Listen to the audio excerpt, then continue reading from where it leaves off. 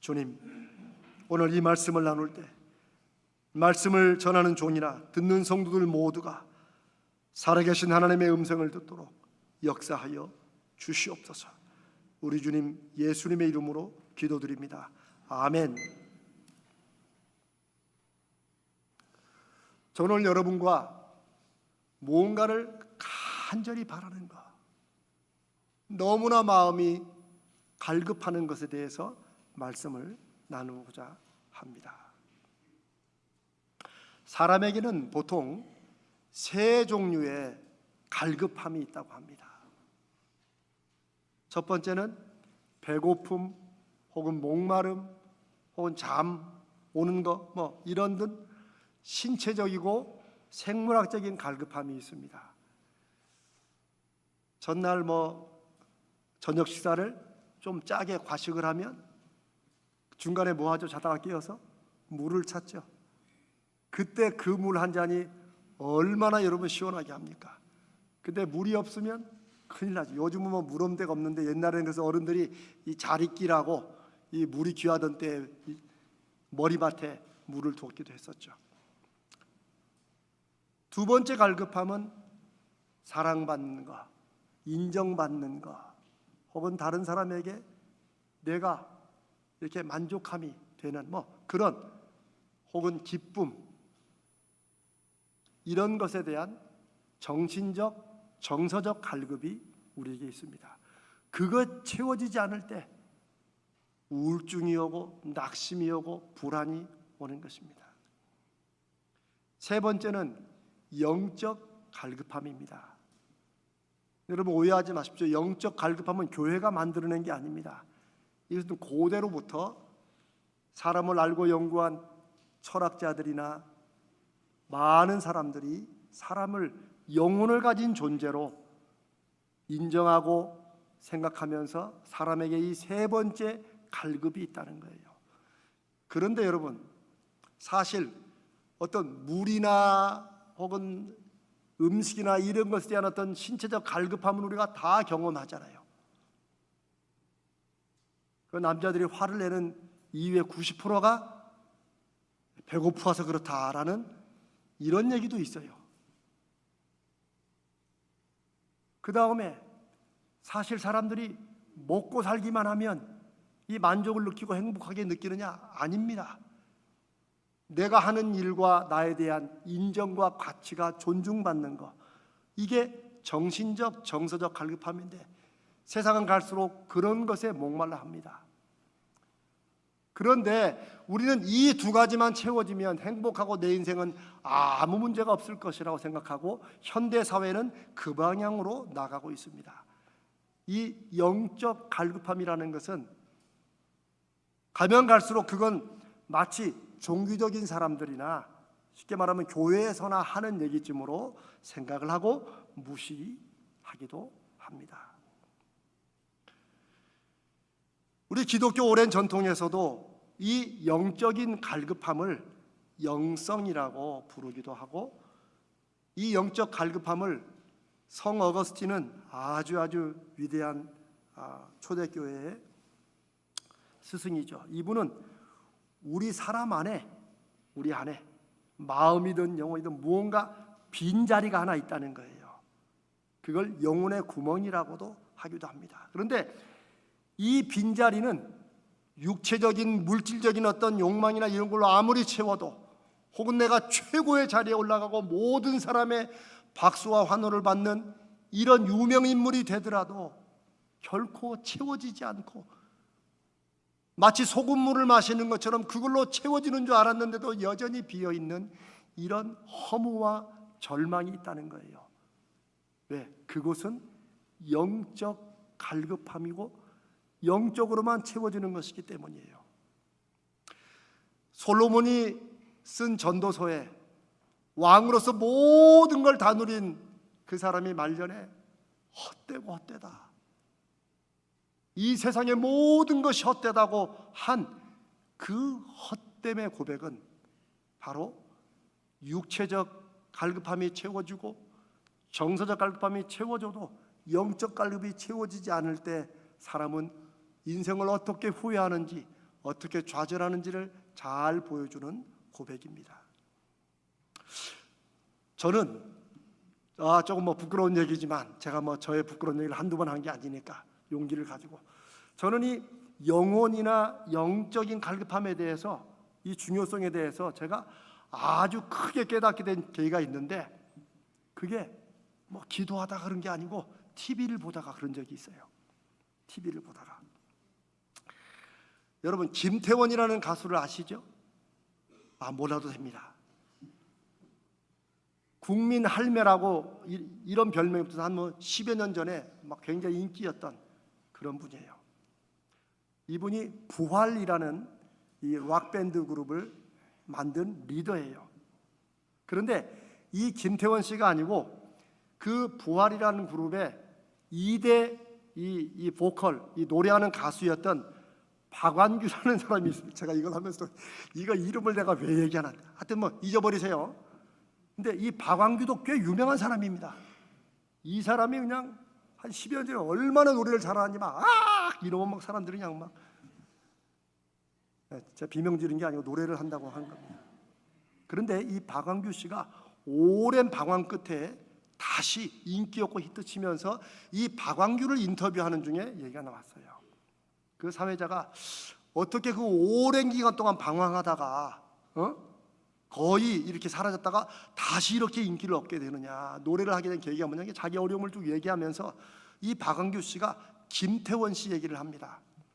자기가 2대 부활 보컬로 한참 잘 나갈 때, 몇십 년 전이죠, 잘 나갈 때 자기도 이럴 때 한번 떠야겠다, 요즘에 사람들이 흔히 말하는 물 들어올 때 배저해야겠다 해서 자기 리더인 김태원 씨한테, 태원이 형, 나 이제 솔로로 좀 데뷔해서 나도 좀 이때 한몫 잡아야겠다, 이런 얘기를 했대요. 그러니까 김태원 씨가 이 박완규 씨를 그렇게 하라고, 이게 쉬운 게 아닌데 그렇게 하라고, 이 배신자 이런 말 안 하고 하라고 하면서 이런 말을 해줬다는 거예요. 근데 완규야, 너 나가서 뭘 하든지 너 몸은 망쳐도 괜찮다, 네 목소리를 망쳐도 괜찮다, 심지어 네 마음을 망쳐도 괜찮다. 그러나 영혼은 망치지 말아라. 너 영혼을 망치면 너는 다시는 노래할 수 없을 것이다. 제가 그 얘기를 듣다가 소름이 바짝 돋았어요. 여러분, 가수에게 제일 중요한 게 뭡니까? 우리 교회도 이제 그 아이돌 그룹을 이렇게 키우고 하는 우리 젊은 집사님이 있으냐고는 사실 이게 목소리입니다. 운동선수에게 중요한 건 몸이에요. 그런데 이 김태원이라는 이 가수가 자기 후배에게 몸 망치고 심지어 목소리 망치고 네 마음을 망쳐도 너 영혼은 망치지 말아야 된다. 영혼을 망치지 않아야 네가 노래를 할 수 있다. 이야, 네? 그때 제가 그 TV를 보다가 은혜를 받은 건 처음이에요. 정말로. 그러면서 제 안에 어떤 목소리가 들려왔어요. 제 마음속에. 대체 노래하는 게 뭔데 영혼까지 연결할 만큼 그런 일인가? 그러면서 아니, 저 가수도 저런 정도인데 사람의 영혼과 가장 직접적인 일을 하는 목사라고 하는 나는 솔직히 얼마나 영혼에 대해서 설교도 많이 했지만 그 영혼을 소중히 여기고 영적인 것에 실질적인 관심을 가지고 힘을 쓰고 있나. 제가 TV 보다가 은혜도 받고 회개도 다 했다니까요. 여러분, 제가 아까 사람에겐 3가지 갈급함이 있다고 그랬어요. 그런데 아십니까? 영혼, 이게 잘 보이지도 않고 우리가 설명을 한 번씩 듣지만 이게 정말 있나 싶은 이 영혼, 이 영적 갈급함을 우리가 모르거나 무시하고 그냥 살아가면 우리는 인생의 모든 것을 눈에 보이는 것이나 귀에 들리는 것, 내가 만져지는 것, 이런 것이 전부인 걸로 여기고 살게 됩니다. 그런데 그렇게 되면 결국은 마치 목마를 때 소금물을 마시는 것처럼 마시면 마실수록 더욱더 깊은 갈증과 갈망과 허무 속에 돌이킬 수 없는 후회를 하게 된다는 거예요. 성경이 여러분에게 여러분 인생 행복하게 잘 사는데 하나님 믿으라고 억지로 해가지고 하나님 안 믿으면 벌 준다고 하고 기독교 이런 책이 아닙니다. 성경은 한 번뿐인 이 땅에서의 인생을 어떻게 살아야 되느냐, 어떻게도 허무와 좌절이 없을 수 없는 이 인생에서 그래도 그걸 줄이며 살아가는 길이 뭐냐, 이 땅에 살아도 영원을 사모하고 이 땅과 영생이 이어지는 것을 어떻게 구하고 붙잡고 살 것이냐를 말해주는 것입니다. 우리 살면서 누구나 다 일이나 관계에서 어려움을 겪습니다. 힘들 때 많습니다. 더군다나 요즘에 더욱더 그렇죠. 그럴 때 우리는 보통 우리를 힘들게 하거나 우리에게 어려움을 주는 어떤 사람에게 초점을 두거나 혹은 그 일 자체나 우리가 처해 있는 상황에 에너지를 막 쏟고 집중합니다. 그렇죠? 그 사람이 모든 문제의 전부고 정말 그 인간만 없었으면 우리는 이럴 때가 한 번씩 있죠. 이 일만 안 터졌으면 이럴 때도 있습니다. 그런데 예수 믿는 사람이나 안 믿는 사람이나 다 이렇게 살아가는데 대체 이런 인생 속에서 예수 믿는다는 것은, 하나님의 살아계심을 믿는다는 것은 무슨 뜻일까요? 그것은 그 문제나 그 사람의 공격이나 섭섭하게 하는 말이나 힘든 일 속에서 그걸로만 보지 않고 거기에 영적인 무언가가, 눈에 보이지 않지만 분명히 영적인 무언가, 하나님이 관련된 무언가가 있음을 믿고 기대하고 연결시키는 것, 이것입니다. 즉 성도에게는 소위 말하는 영적인 싸움이 무슨 뜬구름 잡는 귀신 잡는 소리가 아니라 우리의 삶의 모든 것이 겉으로 보기에는 물질적이고 물리적인 것이고 혹은 우리 정서적인 이런 것으로 끝날 것 같지만 보이지 않지만 분명히 실제하는 영적인 싸움이라는 것, 이것을 믿고 확신하고 그것을 경험하며 믿음으로 이겨내는 사람들, 이런 사람이 믿음으로 사는 사람들이라는 것입니다. 이거를 우리가 경험해 봐야 됩니다. 제가 한번 예를 들어보겠습니다. 저를 예로 드는 게 좋겠어요. 제가 고백하자면 저는 이 시편 42편이 제가 로마서 8장 28절에 모든 것이 합력하여 선을 이루는 그 말씀만큼이나 이 말씀은 제 삶에, 적어도 우리 가자지을교회 와서 목회하는 동안에 가장 많이 묵상하고 지금도 또 기도하며 매달리는 말씀이 됩니다. 저는 어렸을 때부터 굉장히 가난하게 살았고 지금도 그냥 하여튼 가난과 그 사이에 살아갑니다. 그런데 비록 그렇게 가난하게 살아왔어도 저는 제가 자존심이나 자존감에 어떤 상처를 심하게 받거나 혹은 저의 행동이나 이것 때문에 무슨 오해를 받거나 이렇게 살지는 않았던 것 같아요. 그런데 우리 교회에 부름을 받고 이곳에 와서 참 크고 작은 많은 사건들과 시간들 속에서 제가 좀 억울한 오해들도 받고 또 자존감도 여러 번 상했습니다. 미국이나 한국이나 교회들에서 얼마든지 있을 수 있는 일입니다. 또 교회 밖에서도 또 우리 교회를 향해서 그런 일도 있어요. 근데 그렇게 잘 넘어가다가 왜 이 가자제일교회 와서는 제가 그게 왜 그렇게 싫고 왜 그렇게 마음이 상했고 왜 그렇게 제가 이 자존심이 상했는지 제가 이 설교를 준비하면서 한번 생각해 봤어요. 근데 제가 생각하는 두 가지 이유가 마음속에 떠오르더라고요. 첫 번째는 제가 여전히 믿음이 부족하다는 거예요. 설교는 때로 그럴듯하게 하지만 저는 역시 여전히 저에게 하나님 앞에 믿음을 더해 주시라고 구하는 그런 정도가 되니까 그렇다 하는 거 하고, 또 하나는 이 교회가 내가 어떻게든 지켜야 될 하나님이 나를 이곳에 보내신 교회라는 마음이 제 마음속에 확 박혀 있으니까 이 교회와 관련된 이런 일들에 제가 어떤 소리를 듣거나 일이 일어나면 제가 견디지 못한다고 그렇게 생각합니다. 교회 안팎에서 일어나고 겪고 당하는 이런 일들에 실망하고 때로는 억울하게 생각하고 막 이런 걸 겪으면서 제가 한동안은 그걸 다 그 사람들의 그 일의 공격으로만 여겼어요. 그렇게 하다가 제가 한 3년 반쯤 지났던 때인 것 같아요. 한 1년쯤 전인가. 그때 제가 자주 묵상하던 이 시편 40편 말씀이 갑자기 다시 깨달아지는 거예요. 제가 그냥 목사만 해도 30년을 하고 뭐 이렇게 했는데 참 말씀이 새로 깨달아지는 것은 참 하나님의 은혜인 것 같아요. 이 말씀이 새로 깨달았어요. 그때 제 마음에 가장 깊게 와닿은 말씀이 바로 3절입니다. 사람들이 종일 나에게 하는 말이 너의 하나님이 어디 있느냐 하니 내 눈물이 주야로 내 음식이 되었도다. 저는 때로는 승질이 못 돼가지고 그런 말 들으면 막 눈물을 흘며 기도해야 되는데 막 속에서 막 좀 분은 좀 일어났습니다. 그래서 저는 이 말씀이 다시 생각되었는데 이 고백 속에서 시편 42편의 이 고라자손의 이 시중에 이 성도는 자신이 겪고 있는 모든 아픔과 억울함을, 지금 이 사람이 어떤 문제를 겪는지 모르지만 분명히 인생에서 견딜 수 없고 힘든 일을 겪는 거예요. 그런데 그 일을 그 사람 그 일로 초점을 두지 않고 이 일을 누구와 연결시켜요? 하나님과 연결시키고 있다는 거예요.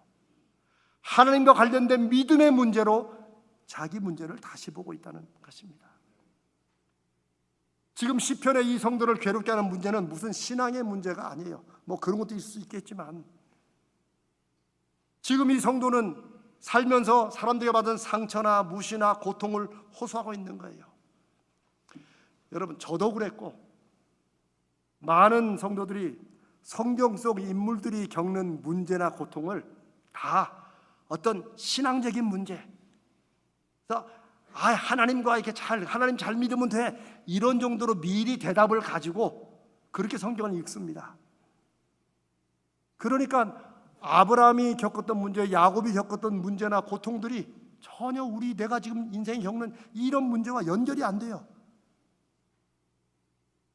그런데 제가 이 시편의 이 말씀 속에 사람들이 종일 나더러 하는 말이 네 하나님이 어디 있느냐 합니다. 이걸 제가 갑자기 다시 깨달아지게 된 거예요.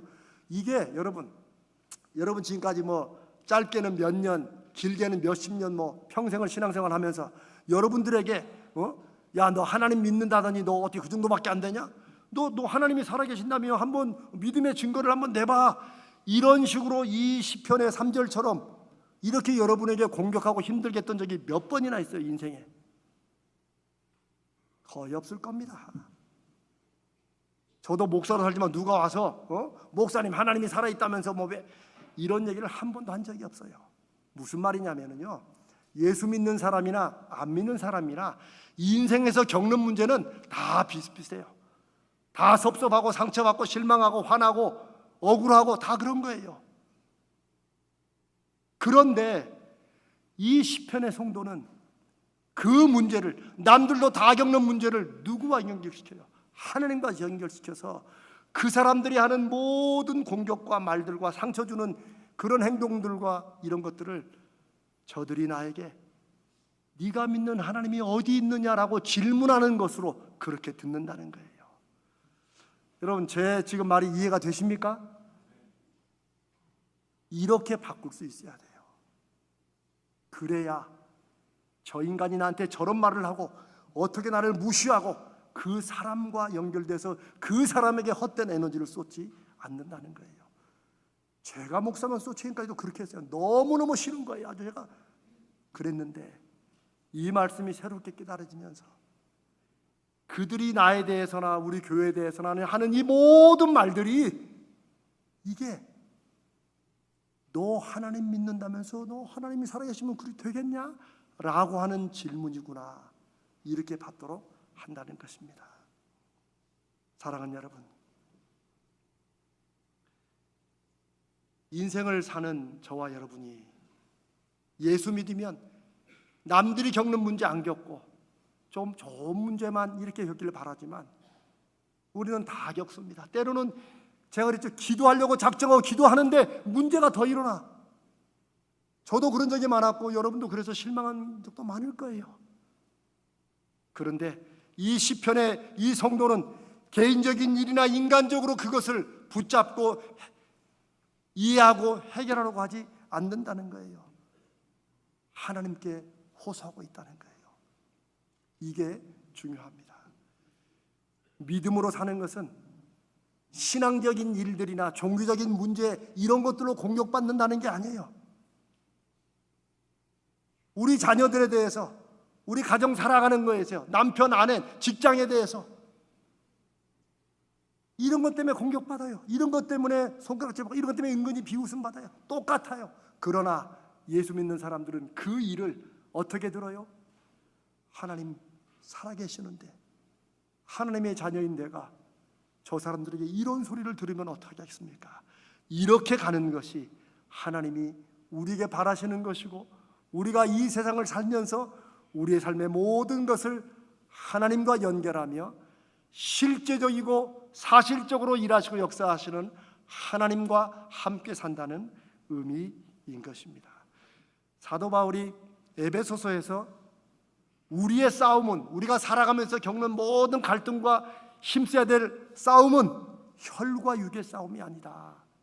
눈에 보이는 그 사람, 그 문제, 이것에 힘쏟지 말고 공중의 권세 잡은 자들, 추상적으로 말하는 것 같지만 사실은 영적인 싸움이어야 된다라고 하는 거예요.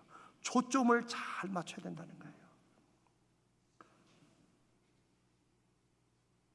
여러분, 기드온이 미디안이라는 나라로부터 이스라엘이 오랜동안 눌려 있었는데, 기드온이 자기가 살아가는 문제의 어려움 속에서 결국 하나님 앞에 뭐라고 하소연합니까?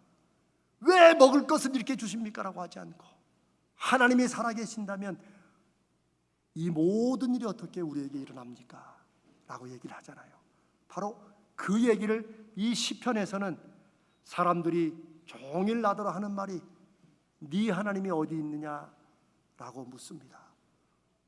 이 성도가 만약 병석에 누워있다면, 하나님 왜 나만 이렇게 병에 걸려가지고 이렇게 할 게 아니고, 그렇게 할 수도 있죠. 그러나 기왕이면 그렇게 하지 말고, 하나님, 내가 하나님을 믿는 하나님의 자녀인데 내가 이 병 때문에 쓰러지면 사람들이 내가 믿는 하나님에 대해서 뭐라고 하겠습니까? 라고 그렇게 하나님과 연결시켜야 된다는 것입니다.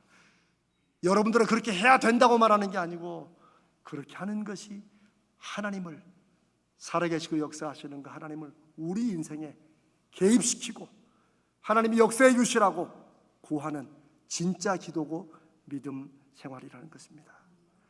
저가 그거를 한 1년 전인가 그거를 제가 깨닫고, 그 다음부터는 어떻게 인간이, 어떻게 우리 교회를, 이랬던 모든 일들을 자꾸 교회를 무시하는 말들이나 저에 대해서 하는 모든 말들을 네가 믿는 하나님이 어디 있냐, 목사라고 살지만 당신 정말 하나님이 있어? 라고 말하는 그런 말로 제가 받아들이기 시작했어요. 그러니까 그러면 어디로 가요? 하나님 앞으로 갑니다. 어디 뭐 특별한 곳 가는 게 아니라 하나님이 역사해 주셔야 됩니다. 사람들이 종일 나더러 하는 말이, 지금 이 문제에서 사람들이 하는 말은 네가 믿는 하나님이 어디 있냐라고 묻는 것입니다. 그러니 하나님 증거해 주시옵소서. 사랑하는 여러분들, 어린 자녀를 키우면서 혹은 장성한 자녀를 키우면서 여전히 아픔과 그 자녀를 위한 마음 때문에 애태우는 게 있을 것입니다. 그럴 때 왜 우리 자식만, 이러지 마세요. 하나님, 예수 믿는 가정인데, 하나님의 자녀인데, 하나님, 이 결과를 하나님이 인도해 주셔야 사람들이 우리가 믿는 하나님이 누구신지를 저들이 알게 됩니다 라고 하나님 앞에 따져 물어야 됩니다. 하나님이 그런 성도들을 기다리시고 기뻐하십니다. 저는 그 모든 섭섭함, 억울함, 안타까움, 실망, 상처, 오해 지금도 있습니다. 그런데 하나님께서 드디어 올해 2024년부터 본격적으로 해결하시고 그걸 풀어주시는 일을 저는 시작하신다고 믿고 지금 그런 사인을 기다리고 보고 있습니다. 여러분, 곧 그런 얘기들이 제가 여러분께 드리는 그때가 곧 올 것입니다. 아멘. 도대체 뭘 말하려고 그러냐? 좀 기다리세요. 저는 제 스스로 저는 뒤끝 있는 목사라고 얘기합니다. 정말이에요. 저는 뒤끝이 있어요. 그런데 그 뒤끝은 그 사람에 대한 뒤끝, 그런 건 이미 벌써 잊어버렸습니다. 제 뒤끝은 하나님 앞으로 가는 뒤끝입니다. 그 사람과 그 문제와 그 일 속에서 내가 속이 상하면 저는 절대 잊지 않습니다. 그리고 하나님 앞에 갑니다. 하나님, 저 사람이 이렇게 했습니다. 이거 하나님이 해주셔야 됩니다. 저 하나님 앞에 하셔야 합니다. 여러분, 이러면 안 됩니까? 됩니다. 해야 됩니다. 성경에 많은 인물들이 그랬어요. 히스기야도 이스라엘을 공격하면서 저주하는 그 군대를 향해서 그들이 쓴 편지를 들고 가가지고 하나님 앞에, 하나님, 이렇게 저들이 우리를 무시하고 공격합니다. 이런 뒤끝은 저는 믿음의 뒤끝이라고 믿습니다. 여러분 어떠십니까? 인생에서 갖는 뒤끝은 그 사람을 막 하려고 하다 보니까 뛰어든다고 야구방망이 들고 가는 거죠. 아닙니다. 뛰어드는 주여, 저 사람이 내가 믿는 하나님이 어디 있냐고 합니다. 이렇게 하나님 앞에 좀 믿음의 뒤끝을 가지시기를 바랍니다. 이해가 안 되시나 본데? 그것도 없이 그냥 착하게 사시길 원하십니까? 그럼 그러십시오. 저는 하나님 앞에 뒤끝을 좀 가지고 살아갑니다. 정말로 하나님이 보여주셔야지. 아니면 하나님 저 억울해서 저 속 터져 죽습니다. 이 시대는 말로 설득되지 않습니다. 제가 얼마나 자주 얘기합니까? 이 시대는 하나님을 설명한다고 듣지 않습니다. 제자 훈련도 설명이나 말이 아닙니다. 그걸 통해서 하나님을 경험해야 됩니다. 확신해야, 확인해야 사람들이 그 열매를 보고 하나님에 대해서 관심을 갖고 다가오게 됩니다. 이게 우리가 우리 자녀들에게 보여주고 물려줘야 될 신앙의 유산입니다. 사랑하는 여러분, 저는 평생에 변화를 중요하게 생각합니다. 왜냐하면 제가 이제 날 때부터 예수를 믿어왔잖아요. 제대로 믿지도 못하면서. 그런데 어느 순간부터 이 인생에서 예수님이 하신 말씀과 맺는 열매 중에 이 변화가 아주 중요하고 꼭 나타나는 열매더라고요. 그 다음부터 저는 믿음의 중심 주제가 변화라고 그렇게 확신합니다. 인생이나 혹은 가정이나 교회나 뭔가 변화하기 위해서 가장 중요한 게 무엇이냐? 제가 전문가로서 드리는 말씀은 지금 상태를 당연하게 여기지 않는 것, 이게 중요합니다. 누구라도 아무리 힘들고 어려워도 그냥 지금 있는 걸 이대로 당연하게 생각하면 절대 변화 일어나지 않습니다.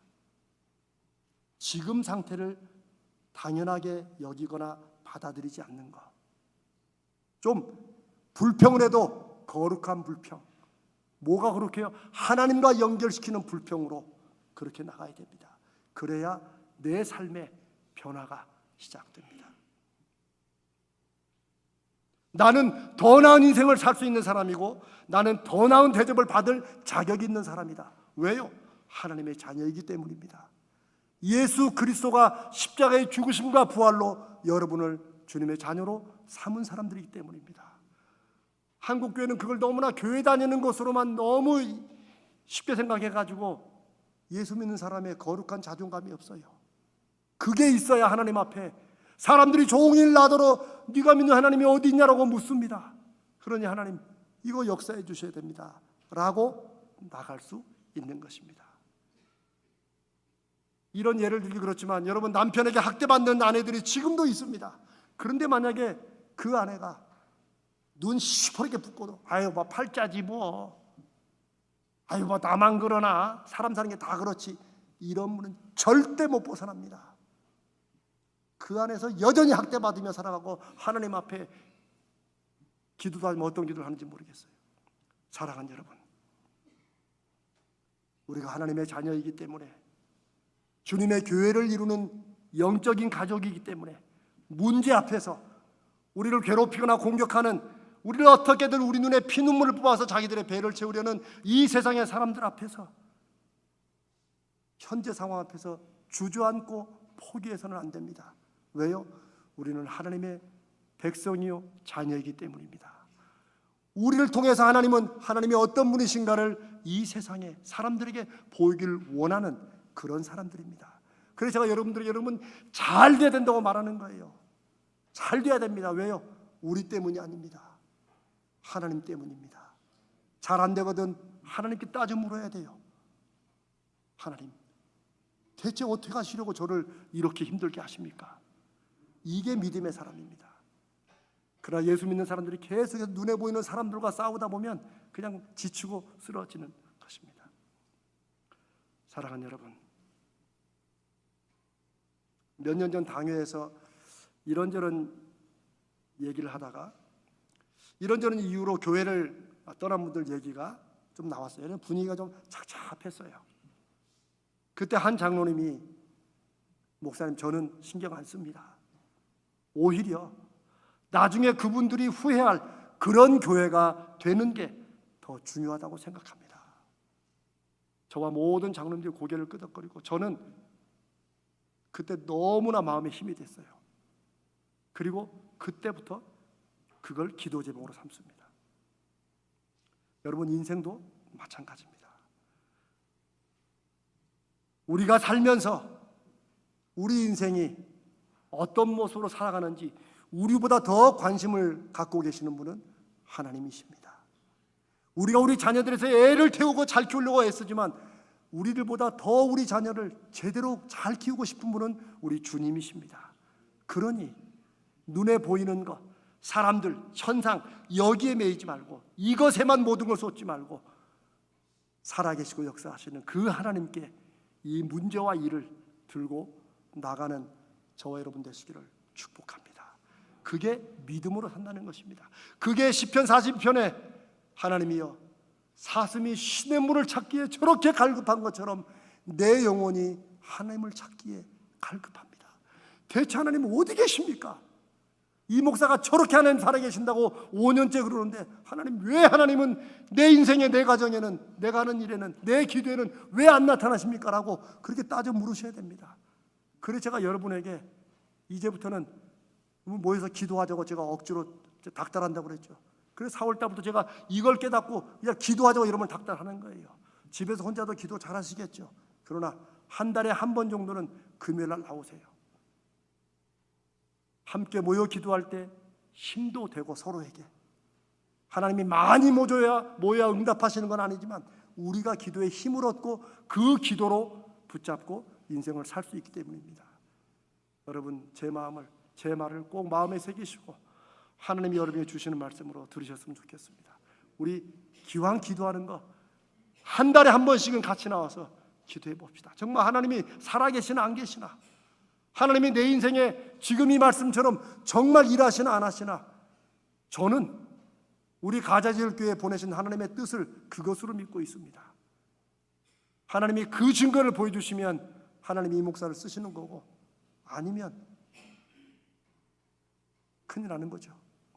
그러나 하나님이 역사하실 거라고 믿습니다. 오늘 설교가 좀 길어져 죄송합니다. 사랑하는 여러분, 영적 갈망, 이것이 저와 여러분에게 정말 가물어 메마른 땅과 같은 다른 무엇이 아니라 하나님의 역사하심에 대한 갈망이 저와 여러분에게 있기를 주님의 이름으로 축복합니다. 정말 네가 믿는 하나님이 어디 있느냐라고 하는 이런 말씀으로 모든 공격, 모든 상처, 모든 아픔, 모든 문제의 일들을 그렇게 받아들이며 이 문제를 하나님 앞에 들고 나가 하나님이 주시는 힘과 은혜와 열어주는 길로 한번 승부를 거는 그런 일을 경험하여 하나님이 어떤 분이신지, 하나님의 자녀로 살아가는 게 무엇인지를 눈에 보이는 증거와 열매로 이 시대에 전하는 그런 여호와 삼마의 백성들, 주님의 부활의 증인 되시기를 주님의 이름으로 축복합니다.